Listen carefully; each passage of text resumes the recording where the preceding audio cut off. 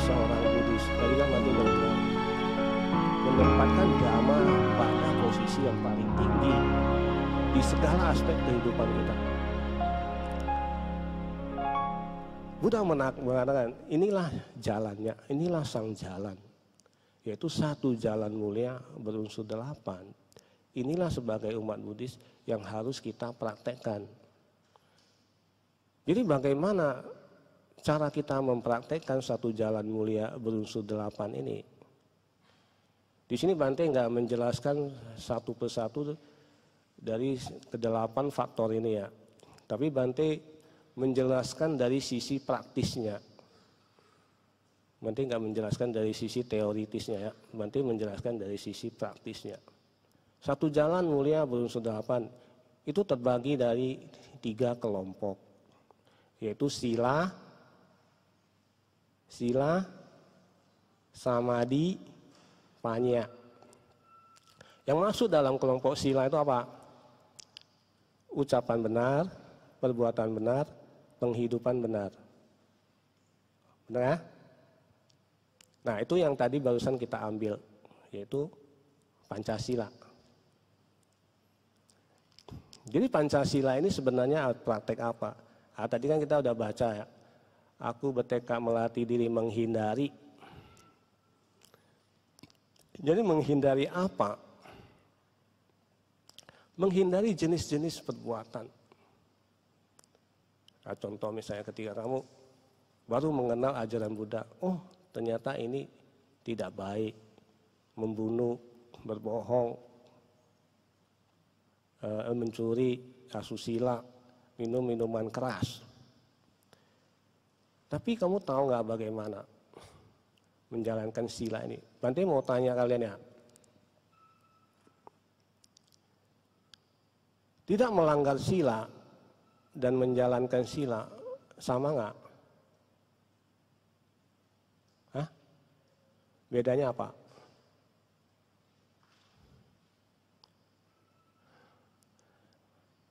Satu tidak melanggar sila, yang satu menjalankan sila atau merawat sila. Beda. Contoh ya, kalian pernah ke peternakan ayam? Atau ayam ya, dia kerjanya cuma makan, tidur, bertelur. Dia tidak pernah melanggar sila. Dia tidak pernah membunuh, makanannya cuma makanan ternak. Dia tidak pernah berbohong, dia tidak pernah asusila, dia tidak pernah mencuri, apalagi minum minuman keras. Apakah itu dinamakan menjalankan sila? Kalau gitu ayamnya semua masuk surga itu. Enak ya, semua masuk surga. Itu lahir jadi ayam aja. Memang dia tidak melanggar ya, tapi sebenarnya dia tidak menjalankan sila. Ya dia ayam nggak bisa menjalankan sila. Tapi kamu manusia bisa. Misalnya ayam nggak bisa berdana, kamu bisa berdana nggak? Bisa. Ya walaupun ayam tidak bisa berbohong, tapi kamu bisa mengucapkan kata-kata baik nggak? Kamu bisa. Nah jadi menjalankan sila bukan hanya tidak melanggar, tapi kita harus melakukan dari bentuk aktifnya, bentuk aktif dari sila itu. Nah, jadi praktek dari sila itu menghindari. Buddha bilang, oh ini jalan ini berbahaya, kamu harus hindari. Oh membunuh ini berbahaya, oh berbohong itu berbahaya, oh asusila itu berbahaya. Kamu harus menghindari. Jadi sebenarnya sila itu hanya praktek penghindaran. Penghindaran apa? Memang orang yang biasa dia udah berbohong, oh ternyata nggak baik ya, dia berhenti berbohong lah. Yang biasa suka membunuh, suka makan ayam, suka potong ayam, potong ikan hidup-hidup, ternyata nggak boleh ini. Akhirnya dia menghindari perbuatan-perbuatan itu. Nah inilah kita praktek silanya, karena ini cara-cara yang berbahaya, Buddha bilang hindarilah. Tapi apakah kita menghindari ini hanya sudah cukup? Tidak. Karena walaupun kita tidak berbuat, tapi kita di pikiran kita masih ada. Misalnya, kamu nggak suka sama seseorang, kamu memang nggak marah dia, nggak mengucapkan kata-kata tidak baik, tapi kamu dalam hati benci dia. Kamu mengharapkan dia celaka. Jadi walaupun nggak kamu lakukan, nggak kamu ini, tapi ada niat.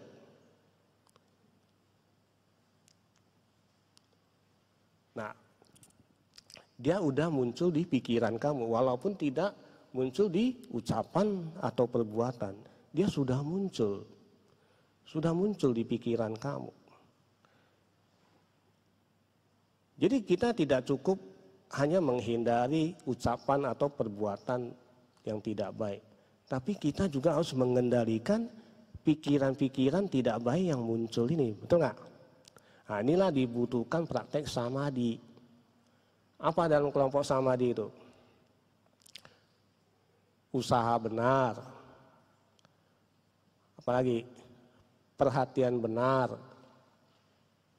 dan konsentrasi benar, atau sama samadhi. Sebenarnya sama samadhi lebih tepat ya. Konsentrasi benar itu pengertiannya lebih sempit ya, sama samadhi. Nah, kita Bante nggak menjelaskan secara terperinci ketiga ini, tapi Bante bagi dengan praktek pengendalian. Praktek pengendalian itu bagaimana? Yaitu dengan melakukan meditasi. Kita mengendalikan pikiran-pikiran liar ini yang muncul. Karena kalau kita tidak kendalikan, nanti dia akan berubah jadi ucapan, akan berubah jadi perbuatan. Memang karena ada sila, kamu cuma ada hiri dan otapa sih ya, malu atau takut. Tapi kalau memang sudah ada di pikiran kamu, ketika kesempatan itu ada, kamu nggak takut lagi nanti, kamu nggak malu lagi, kamu akan berbuat. Maka dibutuhkan samadhi untuk mengendalikan pikiran-pikiran liar ini yang bermunculan. Yaitu praktek samatha dan vipassana. Praktek pengendalian itu ya termasuk samatha. Itu kita mengendalikan pikiran ini kan selalu kesana kemari, tidak menentu. Jadi kita butuh meditasi mengarahkan pikiran-pikiran kita pada satu objek. Itulah praktek samatha. Nah, apakah dengan praktek samatha aja cukup? Tidak. Karena masih ada satu jenis kilesa lagi yang belum muncul. Kalau tadi kan yang menghindari itu yang sudah muncul berupa ucapan, berupa perbuatan. Oh, kita tahu itu hal-hal yang tidak baik kita hindari. Lalu ada nih yang sudah muncul di pikiran. Kita dengan praktek pengendalian. Bagaimana dengan kilesa yang belum muncul? Yang sedang tertidur. Nah, disinilah kita butuh praktek perenungan. Praktek perenungan itu bagaimana? Yaitu vipassana. Apa yang kita renungkan? Nah, kilesa yang sedang tidur ini, yang bentuknya bagaimana? Nah, inilah kilesa yang kita tidak sadari, dan ini kilesa yang paling berbahaya. Yaitu kilesa pandangan salah tentang sang aku.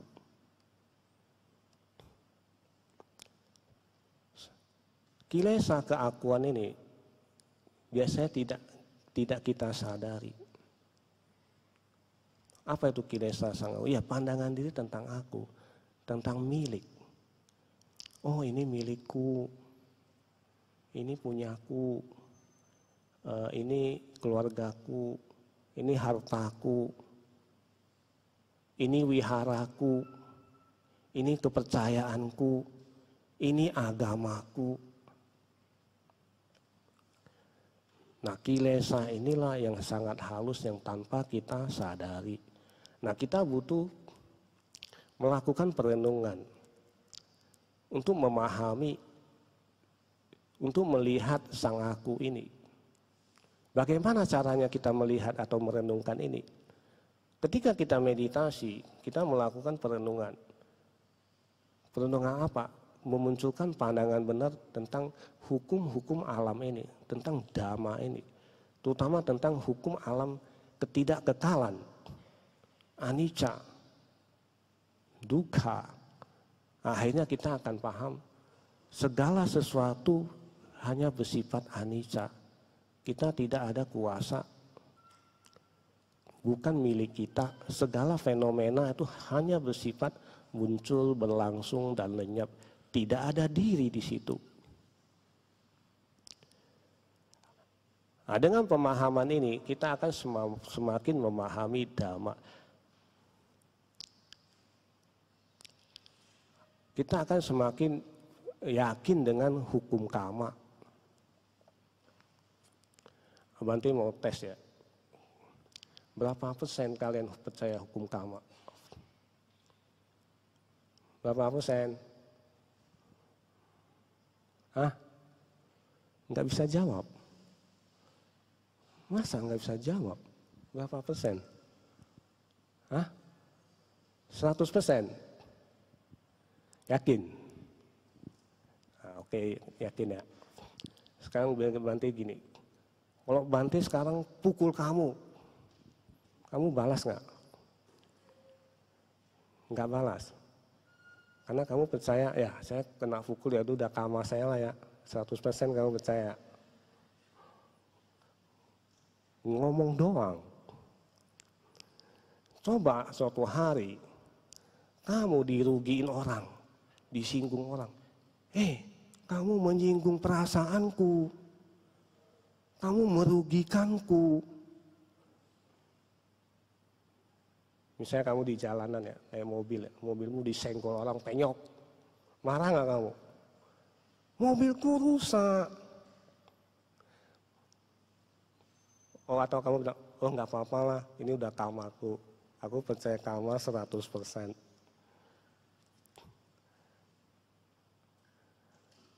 Kita percaya karma 100%, ya memang harus ya. Ya minimal di mulut dulu lah ya. Percaya saudara. Tapi kenyataannya kita nggak akan. Karena tingkat keakuan kita masih tinggi. Kalau ada keakuan kita disinggung sama orang, ada yang kita dirugikan, aduh, semua sila apapun bisa dilanggar punya. Jadi perlu nggak kita melakukan perenungan-perenungan? Perlu. Nah, bagaimana caranya kan? Pertanyaan kan bagaimana caranya? Yaitu kita melakukan meditasi vipassana. Ketika muncul fenomena apapun di saat kita meditasi, kita tidak boleh bereaksi. Kita hanya boleh mengamati, hanya boleh mengetahui. Ketika kamu ada reaksi-reaksi, itu sudah ada diri di situ. Kita melihat dia berproses secara alami, karena semua fenomena itu sifatnya anicca, dia hanya muncul, berlangsung, dan lenyap. Semua fenomena itu tidak boleh kamu muncul suka dan tidak suka. Ketika muncul rasa suka dan tidak suka, akhirnya berakhir dukkha. Ketika muncul rasa tidak suka dan tidak suka, kamu akan bereaksi terhadap fenomena-fenomena itu. Itu sudah ada diri di situ. Jadi supaya kita mengikis keakuan ini di meditasi, kita banyak melakukan perenungan. Tapi perenungan yang bagaimana? Misalnya perenungan anicca, kamu membayangkan misalnya, pohon itu kalau dari biji dia tumbuh, nanti ada daun, batang, nanti dia besar, tua, terus lapuk, mati, itu anicca. Bukan begitu perenungannya. Perenungan yang benar dalam meditasi adalah kamu melihat langsung prosesnya. Prosesnya bukan dipikirkan, tapi kamu langsung melihat prosesnya. Proses apa? Ketika kamu meditasi, apapun fenomena yang muncul di tubuh, di pikiran, di perasaan kamu, kamu harus melihat dari muncul, dari berlangsungnya dan lenyapnya lah, itu satu proses anicca. Secara lengkap kamu amati, kamu pahami. Disitulah nanti akan tertanam di kesadaran kamu perenungan-perenungan, pemahaman-pemahaman anicca itu langsung ke kesadaran kamu. Bukan dengan cara dipikirkan. Nah, sehingga nanti akan memunculkan panya atau pandangan benar. Pandangan salah hanya bisa dikikis dengan kita memunculkan pandangan benar. Ketidaktahuan hanya bisa dikikis dengan munculnya pengetahuan. Pengetahuan ini akan kita dapatkan ketika kita melakukan meditasi, terutama meditasi vipassana. Kita melihat langsung proses dari muncul, berlangsung, dan lenyapnya segala fenomena yang muncul di tubuh kita, di pikiran kita, di perasaan kita.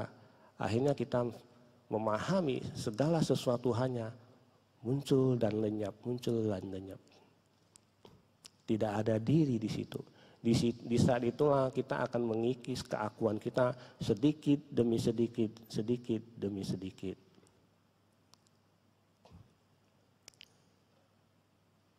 Oke? Nah, jadi udah paham bagaimana kita sebagai seorang Buddhis menempatkan Dhamma ini di posisi yang tertinggi, di posisi yang ya caranya yaitu kita mempraktekkan satu jalan mulia berunsur 8 secara lengkap. Tidak bisa pilih-pilih, Bante, saya mau jalanin 3 aja boleh nggak? Ya boleh-boleh aja. Daripada enggak. Ah, inilah ajaran Buddha, toleransi ya.